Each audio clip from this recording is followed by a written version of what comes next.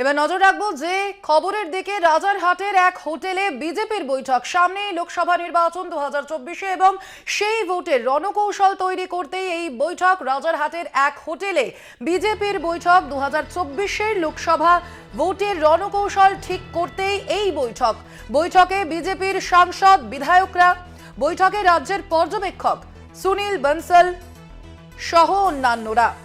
রাজারহাটের এক হোটেলে বিজেপির বৈঠক, এই বৈঠকে উপস্থিত বিজেপির সাংসদ ও বিধায়করা। বৈঠকে রাজ্যের পর্যবেক্ষক সুনীল বনসল, মঙ্গল পাণ্ডে। এ বিষয়ে আমরা আরো বিস্তারিত জানবো। ফোন লাইনে রয়েছেন প্রতিনিধি দেবাশিস সেনগুপ্ত। দেবাশিস, যেই বৈঠক করা হয়েছে সামনে লোকসভা নির্বাচনকে পাখির চোখ করে, সেই বৈঠকে আর কি কি ভাবে রণকৌশল নেওয়া হয়েছে বিজেপির পক্ষ থেকে, কি জানা যাচ্ছে? দেখো, ইতিমধ্যেই রাজারহাটের একটি বেসরকারি হোটেলে সেখানে বৈঠকে বসছেন বিজেপির কেন্দ্রীয় কমিটির নেতৃত্ব। সুনীল বনসল রয়েছেন, মঙ্গল পাণ্ডে তারা রয়েছেন। সুনীল বনসল এখানে রাজ্য বিজেপির পর্যবেক্ষক। এবং যতদূর আমরা জানতে পারছি, বৈঠকে মূলত তারা এসছেন, তাদের মধ্যে রয়েছে সাংসদ এবং বিধায়কদের ডাকা এসে বৈঠকে। এবং এই বৈঠক মূলত 2024 লোকসভা নির্বাচনে, সেই লোকসভা নির্বাচনকে সামনের পাখির চোখ করেই ইতিমধ্যেই যে কেন্দ্রীয় নেতৃত্ব অমিত শাহ, জেপি নাড্ডারা এসেছেন, তারা একটা নির্দেশিকা দিয়ে গিয়েছেন এবং 35টি আসন তাদের পাবেন এরা কেন্দ্রীয় নেতৃত্বে জানিয়েছেন।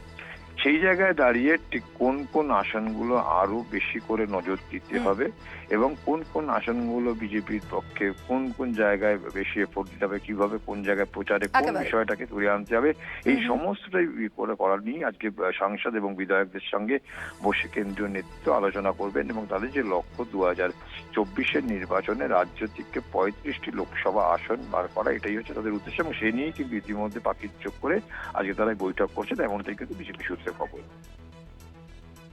অর্থাৎ দেবাশিস, যেমনটা তুমি বললে যে আসন রফা, সেটাও কিন্তু একটা বিষয় রয়েছে যে কোন আসনে কতটা কি কোন প্রার্থী দেওয়া হবে, সেদিকে অবশ্যই জোর দিচ্ছে বিজেপি নেতৃত্ব এবং সেই মতো করেই তারা বৈঠক করেছেন এবং সেই বৈঠকে উপস্থিত ছিলেন বিজেপির সাংসদ ও বিধায়করা। ধন্যবাদ তোমাকে দেবাশিস।